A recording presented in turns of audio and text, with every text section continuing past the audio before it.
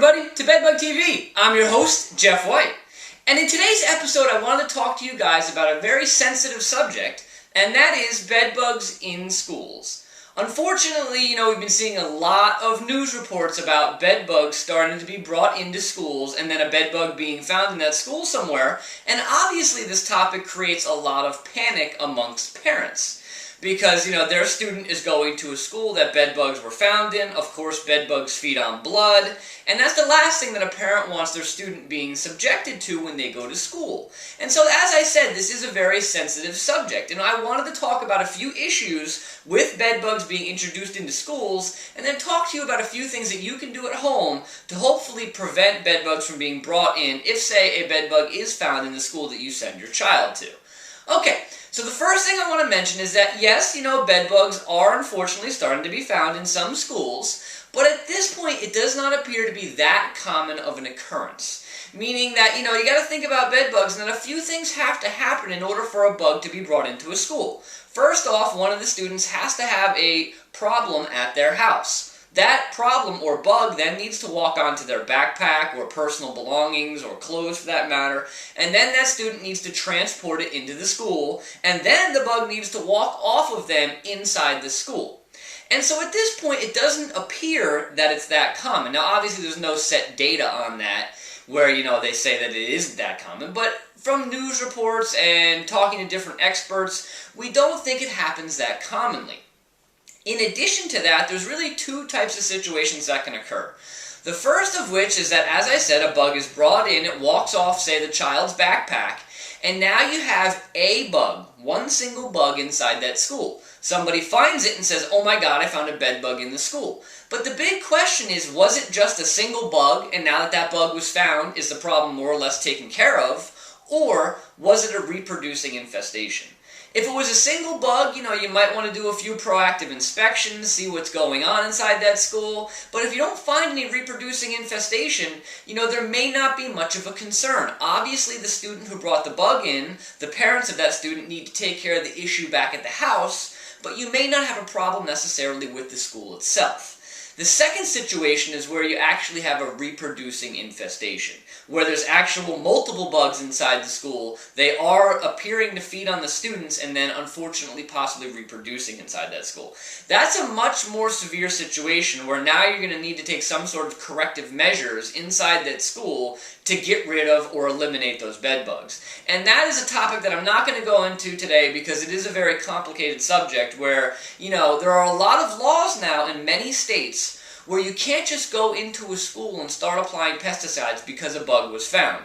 And of course those laws are to protect the students from being exposed to pesticides, especially when they're unnecessary. But obviously if you have bugs inside of a school that are reproducing, it may be necessary. And that can become complicated. So just be aware that a lot of the situations that we encounter may just very well be a rogue bug. One bug that was brought in, it walked off, somebody found it, and that may have been the only issue. Of course, doing some sort of inspection is definitely one of the first steps, and it could be a visual inspection, or maybe better yet, a canine scent inspection where they bring dogs in to do it, or we set some of the active monitors that are out there, but determining the level of infestation is one of the first steps. So, in terms of the bugs themselves, that's the things that you need to be aware of in terms of a school. Was it a reproducing infestation? Was it just one single bug that was brought in? And then at this point it doesn't appear to be too common. Now, in terms of you as a homeowner and a person sending your student to a school where, say, bugs might have been found, some of the things that you can do at home to hopefully prevent bugs from being brought back in and then also address any concerns if that, God forbid, should happen as quick as possible, is you could, say, encase your beds at home. Find a bedbug-approved mattress and or box spring encasement and encase your beds. And that way, God forbid, somebody does bring a bedbug in, whether it be from a school or anywhere else, the bugs may be able to be found much sooner than typical. And then we also can take care of the problem in a much more timely fashion. And so encasements may be a good first step. You could also consider installing climb-up insect interceptors on the legs of those beds. That way, if a bug is brought in, hopefully that bug gets intercepted by these devices before the bug ever makes it to the bed.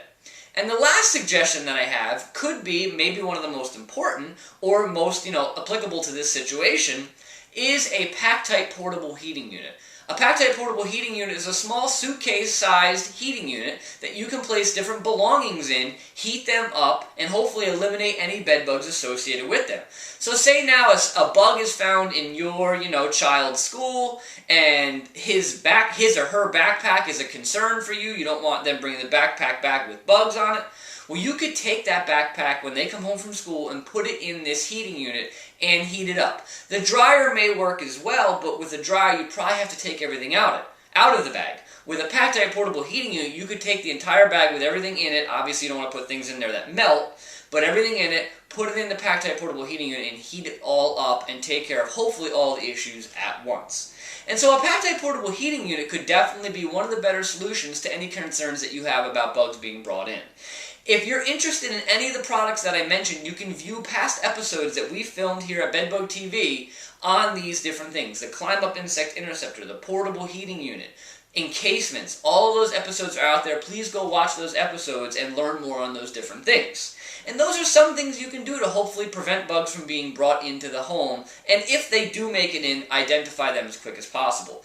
The last thing you can consider doing is if you think that, the child's clothes may have been, a bed bug might have walked onto the child's pant leg as it was sitting in the classroom, you can go ahead and throw those clothes in a hot wash or hot dry cycle, and then, hopefully that will then address any bugs that may have been associated with their clothes. And so that's more or less an overview of bed bugs in schools. The take-home points are that, first off, it doesn't look like it happens that commonly, although we have seen reports. It's not that common of an occurrence yet.